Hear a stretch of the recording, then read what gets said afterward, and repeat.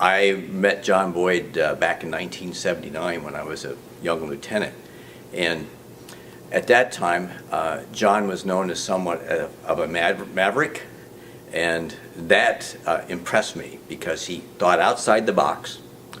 He was a problem solver, and he wasn't consumed by process in the bureaucracy. And being a young lieutenant, overwhelmed by process and bureaucracy, I was absolutely enthralled with his particular approach to life, which was hosing the bureaucracy. He also put a tremendous amount of emphasis on people and people skills. And Boyd is very famous for saying that the most important things to deal with are people, ideas, and then things. Things come last. And he taught me the importance of making investments in people. And when you work with people, of course, leadership becomes a big part of developing relationships and getting people to do things that they don't want to do when they need to be done. And Boyd was very good explaining different tactics, techniques, and procedures and philosophies and how to make those things happen. With the OODA loop, also with a device he called I to the fourth, which stands for insight, imagination, intent, and implementation. He also had a very famous term called PISSER. It sounds horrible, and it may be considered gross, but it was a way to get inside bureaucracies and any rigid organization that was non-thinking. And it stands for penetration, isolation, subdue, subvert, and reharmonize. And it gives you a way to approach a problem when you're dealing with it. And Boyd's probably some of the best advice he's ever given me. He says, bureaucracy and sometimes some very senior officers or senior leadership need to learn that pain goes both ways. So when they make things very, very painful for you, you need to have a lot of fun making things very, very painful for them. Yeah, Boyd had this one technique of leveraging ambiguity. And when I say leveraging ambiguity, creating ambiguity for your adversaries and for foes. And he sometimes would use this informal communications network that he would have to put noise out there or to put information out there that would get the whole system excited while he worked on another part of the system. In other words, he would divert their attention and they would be working the wrong problem while he thought he was working the right problem, which was getting what he wanted from the system. The most legendary ways of energizing the system to see how it responds, sort of testing the system and overloading it, giving it a lot of multiple stimuli, is that he would take a paper, a position paper or a discussion paper, and he'd put it in a classified folder and leave it in the restroom in the Pentagon. And with 15 minutes, it would be all over the Pentagon. And while people were going nuts over this information that was out there and this plan or this idea that he was pro-offering would get everybody excited, he'd be working another problem over here. So these individuals who were trying to supervise him or try to derail some of his ideas were wasting all their time and energy reacting to an idea or proposal that was actually a pseudo-proposal. And in the meantime, he was accomplishing all these other things he wanted on the side. The other very famous story is that he actually set a general on fire with a cigar once. And that's because they got such an intense, close face-to-face conversation. He was using his cigar as a pointer. And next thing you know, the general is hollering, "John, you set me on fire." And of course, he thought that was pretty cool. And I sometimes wonder if that was not actually intended. But he was constantly set at the head table, and he would sort of orchestrate things. He was like a conductor. And to say that John didn't direct things or didn't point things in certain directions or run people into each other would be an understatement. But I just kind of remember him as always making certain comments like, again, organizations and sometimes their senior leaders have to learn that pain goes both ways. And then he would talk about using the bureaucracy itself against itself.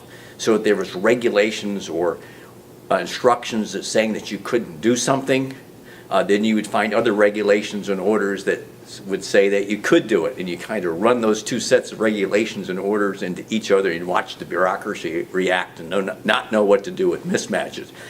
He used to tell us to create mismatches for the bureaucracy. And the interesting thing about mismatches was the fact that when you have mismatches which make you uncomfortable and things don't go exactly to plan, they create novel situations, and out of those novel situations come innovation and new ideas. And it's sort of like the conceptual spiral. So in many cases, you want to have mismatches so that you can get to better solutions. And he would always talk about trade-offs. Now, John loved technology. Some people would say that he was anti-technology. I would say just the opposite. But what he did hate was the over-reliance on technology. And more often than not, people would want machines to make decisions for them instead of the leaders making the decisions themselves, instead of doing the trade-offs and simply saying, well, if I follow this checklist or this process, no matter what happens, I'm safe because I did what this checklist told me to, instead of doing the right thing. And of course, John Boyd would say, you need to do the right thing, hell with the checklist and the process. But he also realized that that could be a marvelous weapon to use against the bureaucracy itself, is to make it go by its own process and its own checklist.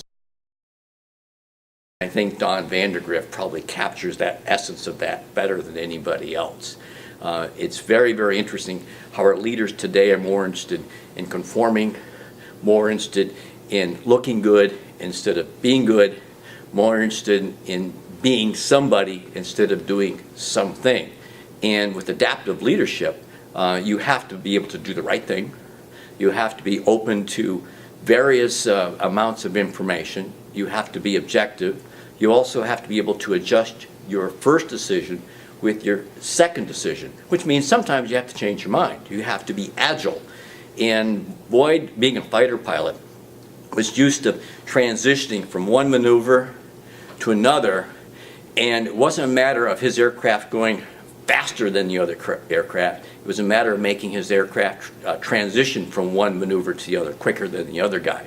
So it wasn't just plain speed that he would focus on. He would focus on the transitioning parts of going from one tactic to a different kind of tactic, and that speed was relational or relative. It didn't have to be 100 miles an hour. And he'd talk about if you want to be adaptive, like all leaders, you should be able to pump energy in, pump energy out, dump energy, or don't do anything at all. There are occasions when you just stand back and look, and then you watch the situation just melt down on its own, and then you pick it up from there.